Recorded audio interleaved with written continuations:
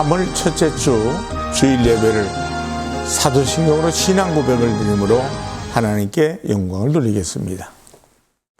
전능하사 천지를 창조하신 하나님 아버지를 내가 믿사오며 그 외아들 우리 주 예수 그리스도를 믿사오니 이는 성령으로 잉태하사 동정녀 마리아에게 나시고 본디오 빌라도에게 고난을 받으사 십자가에 못 박혀 죽으시고 장사한 지 사흘 만에 죽은 자 가운데서 다시 살아나시며 하늘에 오르사 전능하신 하나님 우편에 앉아 계시다가 저리로서 산 자와 죽은 자를 심판하러 오시리라. 성령을 믿사오며 거룩한 공회와 성도가 서로 교통하는 것과 죄를 사하여 주시는 것과 몸이 다시 사는 것과 영원히 사는 것을 믿사옵나이다. 아멘. 찬송가 195장으로 하나님께 영광을 돌립니다.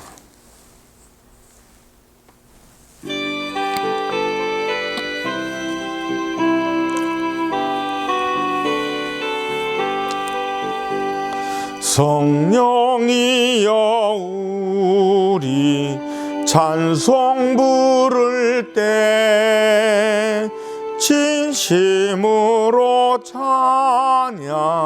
찬양하게 하소서. 성령이여 우리 기도 드릴 때 우리 곁에 계셔 일러주소서.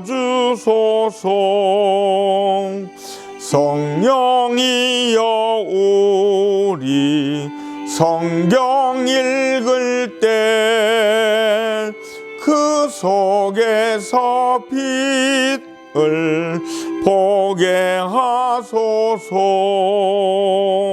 성령이여 우리 전도할 때에 지혜로운 말씀 주시옵소서.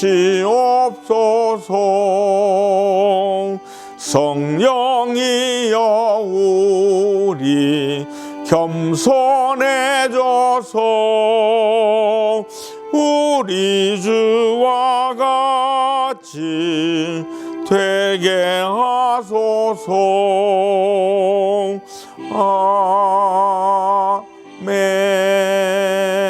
아멘. 기도하겠습니다. 살아계신 하나님 아버지 감사합니다. 어느덧 1월, 2월 이제 해가 바뀌고 나서 2달이라는 세월을 보냈습니다. 그리고 이제 봄을 맞아들이는 3월 우리들의 첫 주를 주심을 감사를 드립니다. 모든 것이 해동되듯이 하나님 우리의 마음도 딱딱하지 않게 우리의 생각도 정말로 딱딱하지 않는 부드럽고 부드러운 모습으로 우리의 삶이 주님 앞에 겸손하게 하시고 모든 이웃들에게 겸손하게 하셔서 하나님의 살아계심을 전하는 복 있는 성도들의 삶, 우리의 삶이 되도록 인도하여 주시옵소서. 말씀을 드리려고 합니다. 살아계신 주님 만나게 하시옵고, 말씀을 드리려고 합니다. 인도하시는 하나님을 만나는 아름다운 출발이 3월의 시작이 되게 하여 주시옵소서. 예수님의 이름으로 기도드리옵나이다. 아멘. 하나님 말씀은 요한복음 5장 2절로 9절의 말씀이 되겠습니다. 예루살렘에 있는 양문 곁에 히브리 말로 베데스다라 하는 못이 있는데 거기 행각 5이 있고 그 안에 많은 병자, 맹인, 다리 저는 사람, 혈기 마른 사람들이 누워 물의 움직임을 기다리니 이는 천사가 가끔 못에 내려와 물을 움직이게 하는데 움직인 후에 먼저 들어가는 자는 어떤 병에 걸렸든지 낫게 되밀어라. 거기 38해 된 병자가 있더라. 예수께서 그 누운 것을 보시고 병이 벌써 오래된 줄 아시고 이르시되 내가 낫고자 하느냐? 병자가 대답하되 주여 물이 움직일 때에 나를 못에 넣어주는 사람이 없어 내가 가는 동안에 다른 사람이 먼저 내려가나이다. 예수께서 이르시되 일어나 네 자리를 들고 걸어가라 하시니 그 사람이 곧 나아서 자리를 들고 걸어가니라. 이날은 안식일이니. 요한복음 5장 2절로 9절의 말씀을 통해 무늬만 자비의 집 이런 제목으로 나눕니다. 반짝이는 건 모두가 금은 아닙니다 라는 서양 격언이 있습니다. 노란 색깔을 띠고 번쩍번쩍 빛이 난다고 모두가 금이 아닙니다. 단지 금처럼 보일 뿐입니다. 진짜와 가짜를 구별하는 것은 결코 쉽지 않습니다. 그림에도 위작이 있고 그 위작을 가려내는 전문가들이 있습니다. 그런데 이 전문가들도 틀리는 경우가 왕왕 있습니다. 진품을 위작으로 판단하고 위작을 진품으로 판단하기도 합니다. 1958년 소도비 경매에 살바토르 문디라고 하는 세계의 구세주라는 작품이 올라왔습니다. 가로가 47cm, 세로가 66cm의 이 그림은 목판 위에 그린 유화로 예수님이 왼손에 지구를 들고 오른손을 들어올려 축복을 내리는 모습을 묘사하고 있습니다. 전문가들은 이 작품을 다빈치의 작품이 아닌 다빈치의 제자가 그린 위작이라고 했습니다. 그래서 단돈 46파운드에 팔렸습니다. 그런데 그 그림이 전문가들에 의해 다시 판명됐습니다. 다빈치 자신이 직접 그린 작품이라고 판정이 되면서 이 그림값은 최소 1억 2천만 파운드, 약 1944억 이상의 가치의 감정을 받았다고 하는 것이 영국 데일리 메일에 나타난 기사입니다. 이 가격이 그림 한 작품으로서는 최고의 작품 가격입니다. 이 그림은 다빈치가 1506년 프랑스 국왕 루이 16세의 지시를 받아 7년에 걸쳐 작업한 끝에 완성이 됐습니다. 위작이 진품이 된 것입니다. 또한 진품이 위작으로 밝혀진 경우도 있습니다. 영국의 한 미술품 애호가가 샤갈의 여성 누드화 작품을 2억 가까이 주고 구입했는데 이것이 위작으로 밝혀졌습니다. 더욱 충격적인 것은 위작이기 때문에 프랑스법에 따라 불태워야 한다는 샤갈 위원회의 답변이 돌아왔습니다. 진짜와 가짜를 구별하는 것은 결코 쉽지 않습니다. 이 사람의 말이 진짜인지 가짜인지 구별하기 위해서는 거짓말 탐지기까지 만들었습니다. 앞으로는 인간 복제, 기술도 판단이 돼서 복제 인간이 만들어질 수 있다고 합니다. 그때는 누가 진짜 나인지 가려야 할 상황이 오게 될지도 모릅니다. 그런데 성경에서도 경고하고 있는 것이 있습니다. 가짜 복음입니다. 가짜 복음을 전하는 것들이 이제 생겨지게 됩니다. 그래서 바울은 갈라디아서에서 이렇게 말씀하고 있습니다. 갈라디아 1장 6절로 8절의 말씀을 보면 그리스도의 은혜로 너희를 부르신 이를 이같이 속히 떠나 다른 복음을 따르는 것은 내가 이상하게 여기노라. 다른 복음은 없나니 다만 어떤 사람들이 너희를 교란하여 그리스도의 복음을 변하게 하려 함이라. 그러나 우리나 혹은 하늘에서부터 온 천사라도 우리가 너희에게 전한 복음 외에 다른 복음을 전하면 저주를 받을지어다. 진짜가 있으면 가짜가 있습니다. 복음에도 예외는 없습니다. 오늘 우리는 복음인 줄 알았던 것이 가짜였다는 사실을 깨닫게 될 것입니다. 첫째로 복음을 찾아 베데스다에 모인 사람들이 있습니다. 예루살렘 성에는 12개의 문이 있습니다. 그 가운데 양문이라고 하는 곳이 있는데 그 곁에 베데스다 연못이 있습니다. 그 주변에 행각 5이 있는데 거기에 많은 사람들이 모여들었습니다. 그런데 여기 모인 사람들이 특이합니다. 성경은 그 사람들에 대해서 이렇게 전해줍니다. 많은 병자, 소경, 절뚝발이, 혈기 마른 자들, 오늘날로 말하면 중환자들, 중증환자들, 사망 언도를 받은 사람들입니다. 왜 여기에 모였습니까? 세상에선 더 이상 가능성이 없기 때문입니다. 세상의 눈으로 보면 절대 절망에 처해 있습니다. 이 세상 인생에서 절대 절망에 빠진 자신들을 구원해 줄 희망을 찾아서 왔습니다. 치료받고 온전히 건강을 회복하고 가족의 품으로 돌아가 행복한 삶을 되찾아 줄 희망, 곧 복음을 만나기 위해서 이곳에 온 것입니다. 지금 삶의 복음을 애타게 찾고 기다리는 분들이 얼마나 많은지 모릅니다. 온갖 병자들이 베데스다 연못을 찾아온 것처럼 지금 좋은 소식 복음을 기다리고 소망하고 있는 성도들이 참 많습니다. 그만큼 지금 우리의 현실이 너무나 절박합니다. 어렵습니다. 힘듭니다. 집값이 요즘 몇십 배가 올랐습니다. 집을 사고 싶어도 살 수 없을 만큼 올라버렸죠. 그것 하나만으로도 서민들의 삶이 얼마나 괴롭고 힘들고 어려운지 짐작이 갑니다.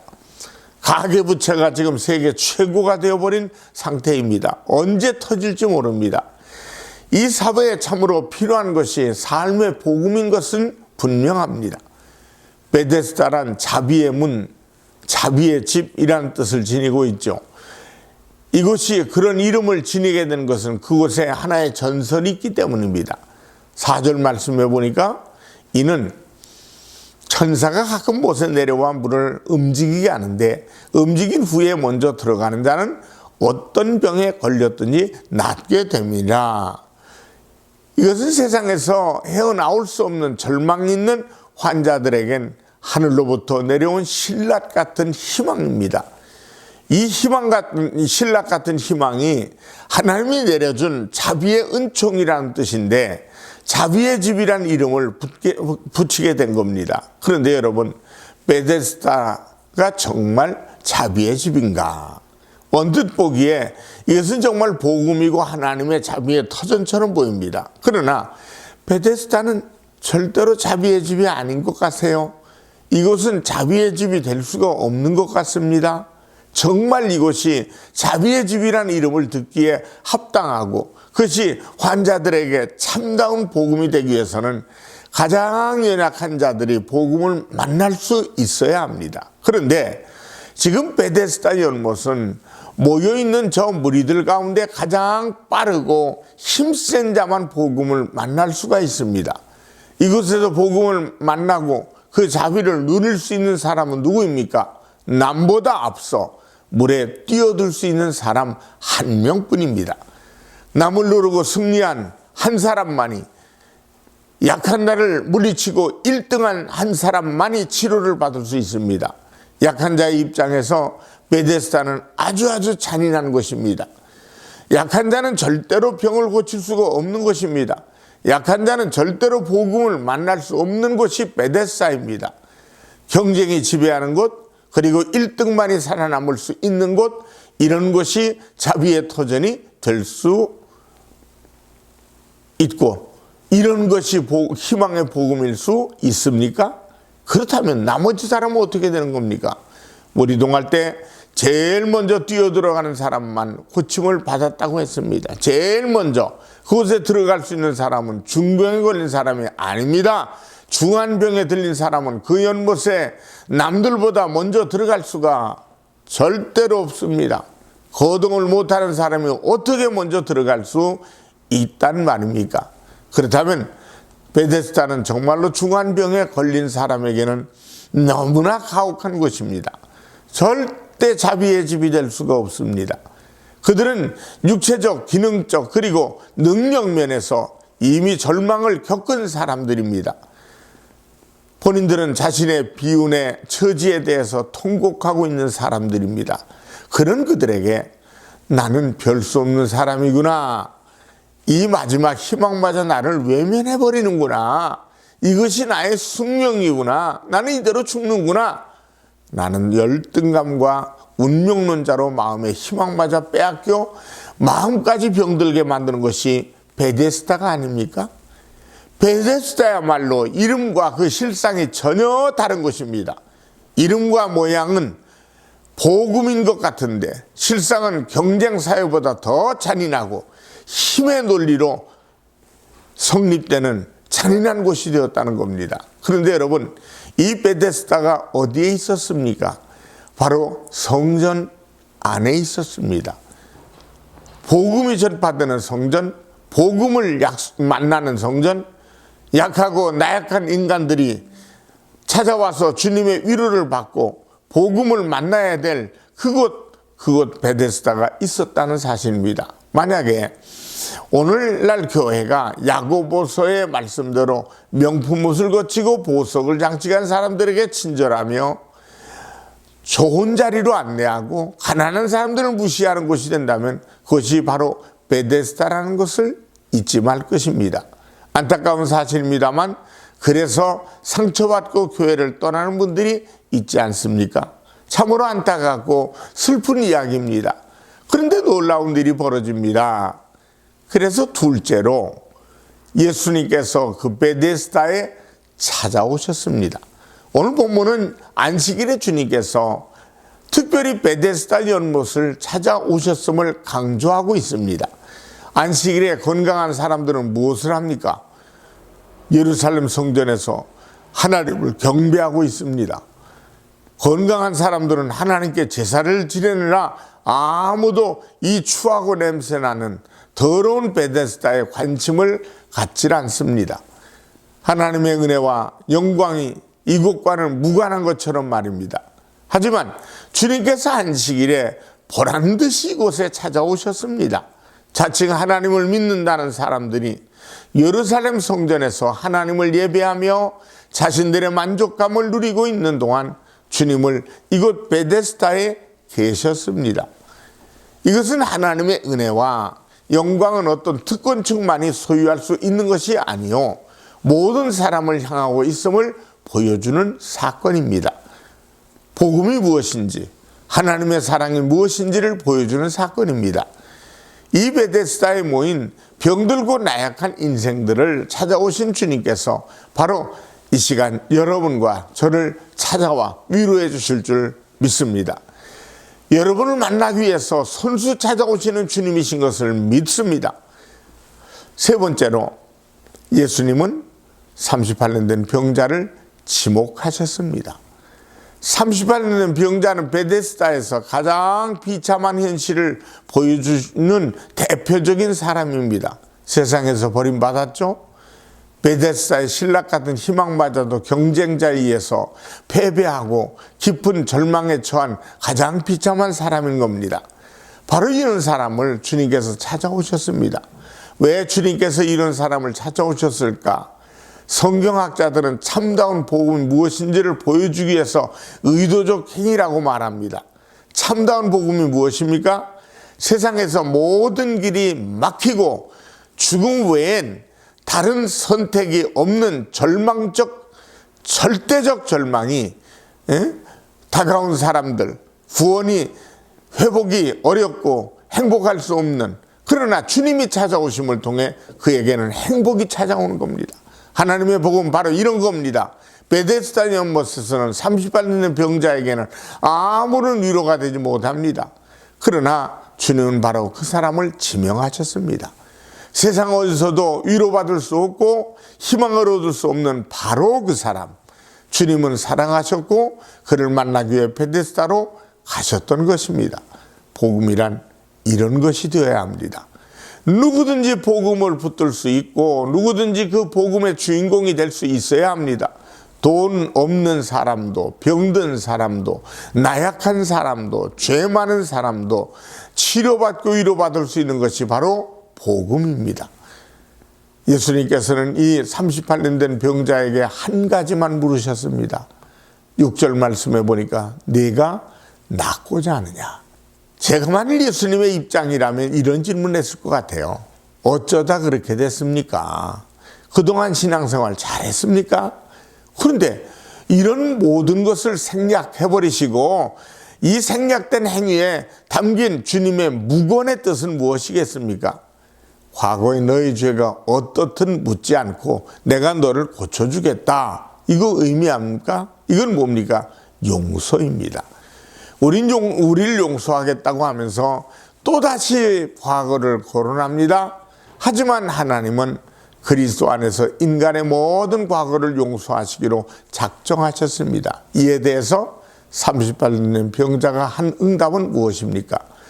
7절을 보니까 주여 물이 움직일 때 나를 못에 넣어주는 사람이 없습니다. 주님이 요구하시는 믿음의 응답이 아닙니다. 그저 자신이 저 물에 들어갈 수 없다는 신세한탄에 불과합니다. 30달 된 병자의 대답은 만족한 믿음의 수준은 아니었지만 그의 있는 그대로의 실상을 주님께서 내어놓은 것입니다. 원망과 숙명의 노예가 되어 절망을 향하여 있는 자신의 모습을 그대로 주님 앞에 펼쳐놓았습니다. 그러자 주님께서 그에게 놀라운 복음을 주십니다. 8절 말씀해 보니까 일어나 내 자리를 들고 걸어가라. 환자의 조건, 상황에 관계없이 그가 있는 모습 그대로 주님 앞에 응답했다는 이유 하나만으로 그에게 치유의 은총을 베풀어 주시는 것입니다. 왜입니까? 사랑하기 때문입니다. 하나님 보실 때 죄와 허물로 죽은 인간이 구원받고 회복되고 하나님의 자녀의 영광에 이르러 영원한 하늘 기업을 이을 수 있는 것은 오직 하나, 하나님의 사랑 때문임을 잊지 말아야 됩니다. 하나님의 사랑은 인간의 조건에 구애받지 않습니다. 초월적인 사랑입니다. 그래서 하나님의 사랑은 인간의 어떠한 처지와 상황도 다 뛰어넘고 움직이기에 전능하신 사랑입니다. 이 조건 없이 부어지는 하나님의 사랑이야말로 인간의 영원한 복음인 것을 믿읍시다. 자비의 집이란 이름이 붙여지지만 인간의 경쟁이 지배하고 힘있고 능력있고 재능 있는 자만이 그 자비의 혜택을 누리는 베데스다는 거짓 자비의 터전이요 거짓 복음입니다. 더 이상 돌이킬 수 없는 절대 절망의 인간에서부터 시작하여 모든 사람에게 차별 없이 부어지는 하나님의 사랑, 그리고 은혜야말로 참 베데스다요 진정한 복음인 것을 믿읍시다. 참 복음이신 예수님께서 오늘 저와 여러분들을 향해서 찾아오신 것을 믿으시기 바랍니다. 오셔서 과거를 묻지 않고 내가 낫고자 하느냐, 네 문제가 해결되기를 원하느냐, 내 인생의 무거운 짐이 내려지기를 원하느냐 물으시는 것을 우리는 믿읍시다. 오늘 베데스다 연못에 30발 낸 병자가 만난 복음이 여러분에게 임하게 되기를 주님의 이름으로 축원합니다. 기도하겠습니다. 38년 된 병자를 찾아오셨던 주님, 오늘도 주께서 나를 찾아오시고 나와 동행하시려고 오늘도 우리를 불러주셔서 손을 모으게 하셨사오니 하나님의 영광과 은혜가 충만케 하셔서 절대 절망의 고통 속에서 하나님을 만나고 그리스도 예수 안에서 승리하는 놀라운 성도들의 삶으로 살아가게 인도하여 주시옵소서. 예수님의 이름으로 기도합니다. 아멘. 헌금을 위해 기도하겠습니다. 살아계신 하나님 앞에 정성스럽게 믿음의 씨앗을 바쳤습니다. 주일, 감사, 선교, 건축, 하나님의 것을 구별한 11조가 아버지의 영광 가운데 드려졌사오니 이 물질이 쓰여지는 곳에 하늘의 영광 또 많은 영혼들을 살리는 복된 예물 삼아 주시옵소서. 우리에게 후이되어 누르고 흔들어 넘치도록 안겨주시는 축복의 씨앗 되게 하여 주시옵소서. 예수님의 이름으로 기도합니다. 아멘. 축도하겠습니다. 지금은 우리 주 예수 그리스도의 은혜와 하나님 아버지의 무한하신 사랑과 성령님의 충만 교통하심이 예배드리고 영광드리는 모든 이들에게 이제부터 영원토록 함께 하시기를 간절히 축원하옵나이다. 아멘.